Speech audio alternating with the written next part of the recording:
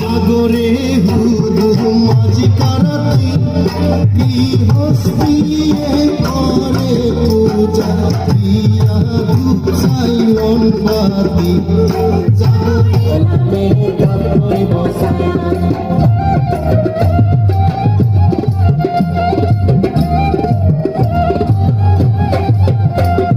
মাথা মাঞ্জিয়ারে আসো বসিয়ারে মাথা মাঞ্জিয়ারে আসো বসিয়ারে সিন্দুর নিয়া কেনে আসিলেন না অল্প বয়সের হুদুম না সিন্দুর নিয়া কেনে আসিলেন না অল্প বয়সের হুদুম না আয় না কেনা শোনা আমার মনের হাসে আমার বাড়ির হুদুম পূজা ভাগের বানাবি ভাগের বাদন সাংরে মুচ্ছটা মারা পঞ্চ সংকল্প পাঠ কৰিবলৈ মই আগবাঢ়িছো আৰু সকলোকে এই ক্ষেত্ৰত সহযোগিতা কৰিবলৈ আন্তৰিকতাৰে আহ্বান জনাইছো ধন্যবাদ আমি সংকল্প লওঁ যে 2047 চনৰ ভিতৰত ভাৰতবৰ্ষক এখন উন্নত আৰু আত্মনিৰ্ভৰশীল দেশ গঢ়ি তুলিম আমি সংকল্প ল'ম যে উপনিৱেশিক চিন্তাধাৰাৰ পৰা আমি আমাৰ দেশক মুক্ত কৰিম আমি সংকল্প লওঁ যে আমাৰ ঐতিহ্যক লৈ আমি গৌৰৱ কৰিম আমি সংকল্প লওঁ যে একতাৰ বান্ধন শক্তিশালী কৰা আৰু দেশ ৰক্ষাৰ ক্ষেত্ৰত নিয়োজিত ব্যক্তিসকলক আমি সন্মান জনাম আমি সংকল্প লওঁ যে দেশৰ এজন নাগৰিক হিচাপে আমি কৰ্তব্যসমূহ সুচাৰুৰূপে পালন কৰিম জয় অসম ভাৰত মাতা কি ভাৰত মাতা কি ধন্যবাদ জানাইছো আমাৰ এই লক্ষ্যক আমি সৰগত কৰিম ধন্যবাদ এতিয়া আমি পৰৱৰ্তী কাৰ্যসূচীলৈ আগবাঢ়িছো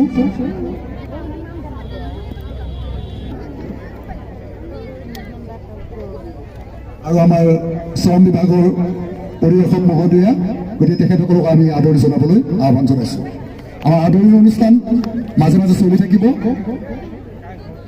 গতিকে আমি এতিয়া পৰৱৰ্তী কাৰ্যসূচী মাননীয় প্ৰধানমন্ত্ৰী আৰু মাননীয় মুখ্যমন্ত্ৰীৰ দেৱৰ ভাষণ প্ৰদৰ্শন আৰু বিকশিত ভাৰত সংকল্প যাত্ৰাৰ ওপৰত যি আমাৰ দৃশ্য শ্ৰাব্য আমাৰ বাহনত পৰিৱেশন কৰিব প্ৰদৰ্শন কৰিব গতিকে আমি আটাই সেই দুয়োটি কাৰ্যসূচী একেলগে উপভোগ কৰা হওক আটাই সংকল্প লৈ এই কাৰ্যসূচী আমি উপভোগ কৰোঁ ধন্যবাদ এনে একোটা সময় আহে যেতিয়া দেশে নিজকে নতুন সংকল্পৰ সৈতে আগবঢ়াই নিয়ে নতুন ভাৰত সৃষ্টিৰ অমৃতকাল এয়া আৰু কোটি কোটি দেশবাসীৰ সংকল্প এয়া অমৃতকাল 25টা বছৰ জোৰা কিন্তু আমি আমাৰ লক্ষ্যত উপনীত হ'বলৈ এতিয়াৰে পৰা হাত উজান দিব লাগিব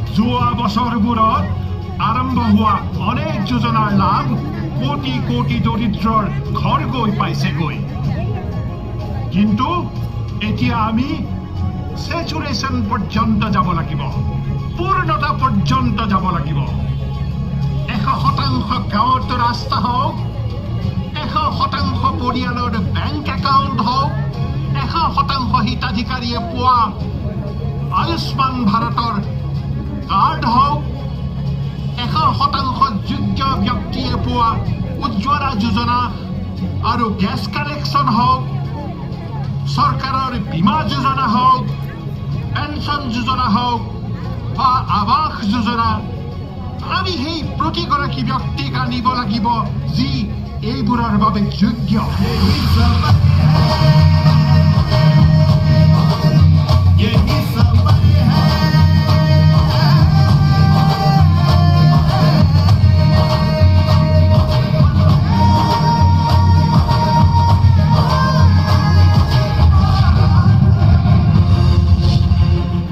মোৰ কুটুম্বসকল, বিকশিত ভাৰত সংকল্প যাত্ৰা চেচুৰেশ্যনৰ বাবে চৰকাৰৰ লক্ষ্যসমূহত উপনীত হোৱাৰ সবলীকৃত মাধ্যম হ'ব।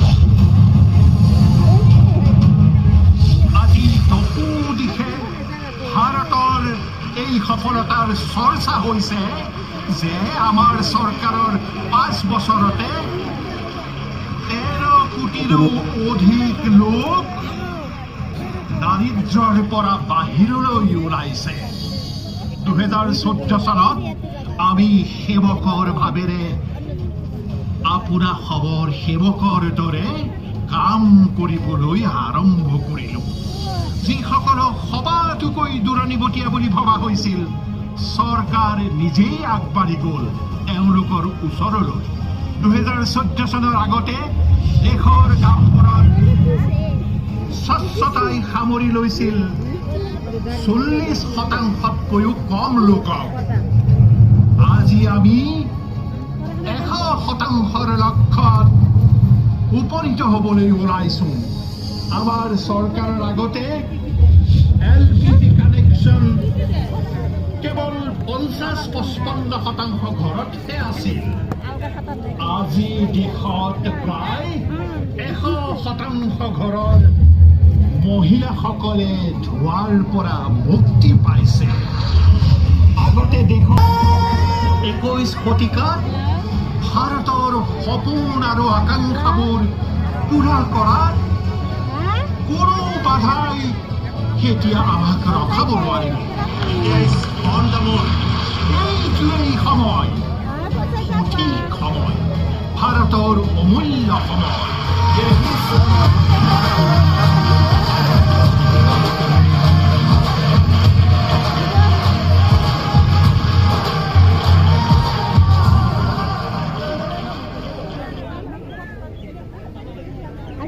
লাংঘিত কৰিছে, বহু অভিলেখ কৰিছে আৰু নতুন সংকল্প পূৰণৰ দিশত আগবাঢ়িছে। विकसित भारत, आत्मनिर्भर भारत, विकसित भारत, विश्व शांति का संदेश।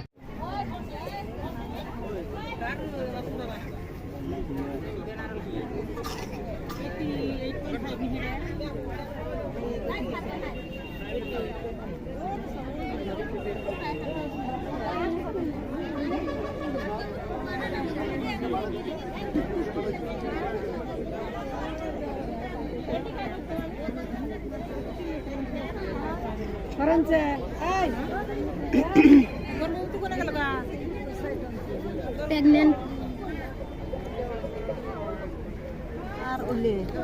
ঠিকই করছিস।